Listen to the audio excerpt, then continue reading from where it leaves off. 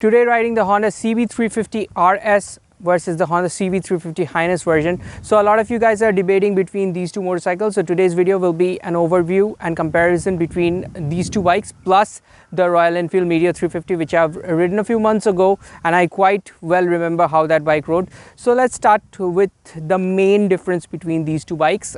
The Highness is on my left side and that bike has a rear wheel size of 18 inches with a tire size of 130 section, whereas this one has a 17-inch rear wheel with a 150 section tire.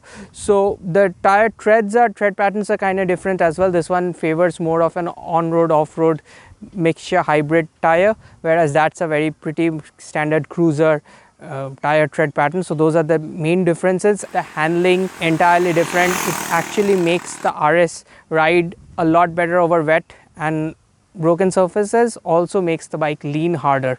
So the RS turns quicker, leans harder, and that's all due to the tire because the platform ergonomics and everything else is pretty much same on both of the motorcycles. So a lot of you guys, even including me, when we first saw the two motorcycles, we thought that these were just aesthetic changes between the motorcycles, but that single change between the tire and wheel size change makes these bikes completely different to ride. Now talking about the smaller differences, yes, this bike has a Bluetooth connectivity with an app feature which has been omitted on the RS.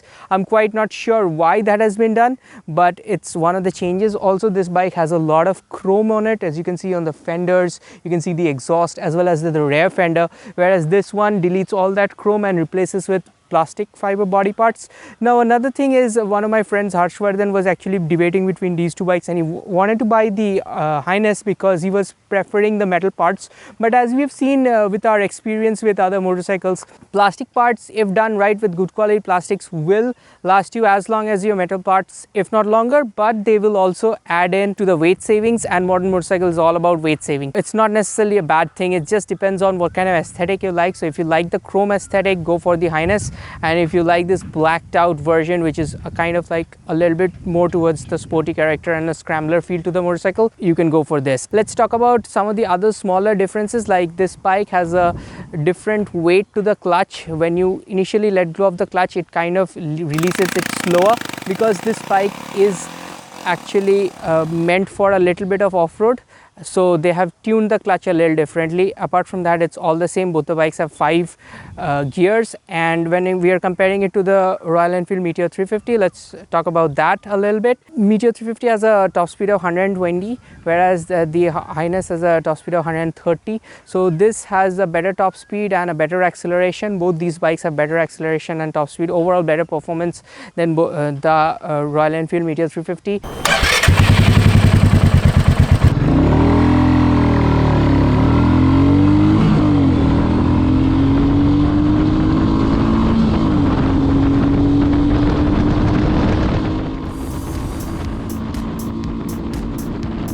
The Royal Enfield Meteor 350 achieves a top speed of 120 km per hour, but even at 100 km per hour, the engine doesn't feel all that stressed.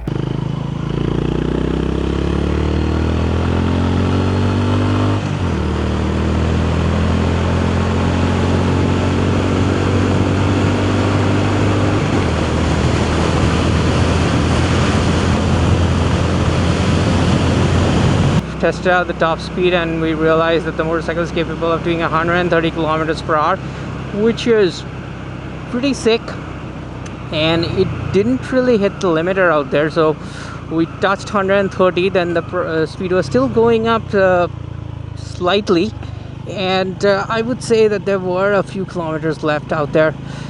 On the ride and handling part, the ergonomics on these two bikes are slightly better because on that bike I did not like the handlebar positioning, but all of these 3 bikes are pretty comfortable. I think the Meteor has better seats, but these are not like uncomfortable seats. These are pretty comfortable as well.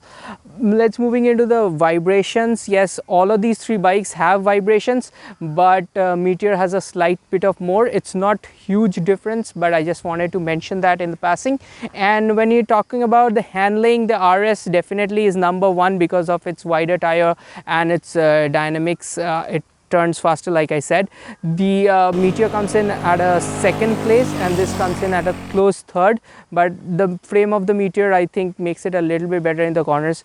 On the Highness I did not feel that much confidence in corners, but on straights all these three bikes feel pretty good. When I'm saying the RS is more stable due to the 150 section rear tire, I don't really mean to say that the Highness isn't, but when you have ridden a wider tired motorcycle on triple digit speeds on Indian highways, you definitely don't want to go back to the more unstable feeling 130 section tires. So if you're used to the 150 section or 140 section tires on the highways, you definitely want the wider tire. So like I was saying, the changes are basically in the aesthetics. On the rear, as I can see, the indicators are from the CB300R, and this one has a retro round indicators. Also the tail lamp is a minimalist rectangular panel. Here it's a rectangular mashed up with a round kind of retro looking. This is kind of like the modern retro and this is like the full-on classic. Also this has a grab bar, whereas this has the grab bars for the pillion hidden underneath. So kind of a more sleeker tail design, and like you can see, the rear panel is also made out of fiber. It's a stubby short design which is making it look slightly sportier. Rear suspension, both have dual suspensions, but that one is a blacked out coil spring, whereas this one has a silver on chrome kind of a design. If you look at the brake paddle, that one has an off-road style brake paddle, but what's sorely missed is the off-road style rear foot pegs, whereas this one has a standard brake paddle. On the left side, when you're looking at the gear shifters, this one has a conventional front and back shifter, which we don't find hardly these days on Honda motorcycles. It's more like the Royal Enfields, whereas this one has a single one down, four up shifter system, which I personally prefer a lot because I tend to hit my heels on the rear lever of the gears, and that kind of makes me accidentally downshift. That has happened to me quite a few times on the Enfield, not so much on this one because this one has a bigger gap, but I prefer having this single stick shifter. But I can understand Honda trying to eat into the Royal Enfield's market share with this bike, so they kind of wanted to give it those changes which it had. And if you look at the sari guard, this has a full metal sari guard, whereas this one has more of a sari guard with a plastic and metal hybrid design. Also the horns on that one, the horn is a single horn on the CB350RS, and the horn is a dual horn setup, more suitable for highway. But like I said, due to the wide rear tire, I'd rather take this bike on the highway. Pillion ride comfort, both will be almost the same, but this has a slightly wider pillion seat. It looks to me that way visually. And the side panel on which their CB350RS is written, that's also a plastic version. Here this one is a little bit of a metal. Those are the main aesthetic changes between the bikes, and as we have said, functionally they're more or less the same, but the CB350RS gains a lot of points in the handling department due to its tire and wheel configuration. So if we had to take a motorcycle between these three, I'd like to talk about a little bit about the ride. Like all of these motorcycles have a very good low and mid range, but the Honda ones have a little bit of more advantage due to the lighter weight. It feels a little bit faster and feels a little bit more torquey, and you don't have to shift all that much when you're riding within the city because you are kind of have enough wide power band. So that's an advantage on all the three bikes, but on Honda you definitely feel a little bit more performance due to the lighter weight, and the bike has a better power delivery. If I had to pick one motorcycle out of the three, for me it's the easier winner is the CB350RS.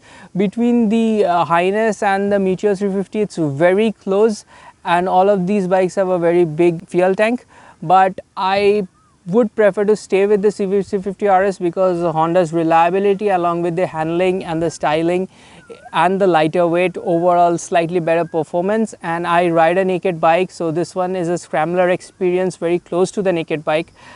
So overall that motorcycle appeals to me a little bit more. If you're looking for a retro cruiser type motorcycle, but still if you're looking to switch away from the Royal Enfield brand and get something more reliable, I guess the Highness kind of appeals to that But if you're a standard motorcycle rider, or if you've ridden from commuters or naked bikes and you want something a little bit more relaxed cruiser for the highway, then I think the RS makes more sense.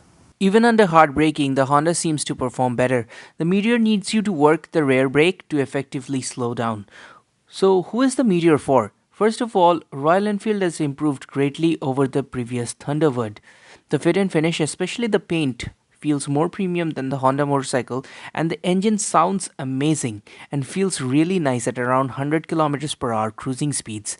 The handling also feels tight due to the new frame, and I prefer it over the Honda Highness, though it is not as good as the RS.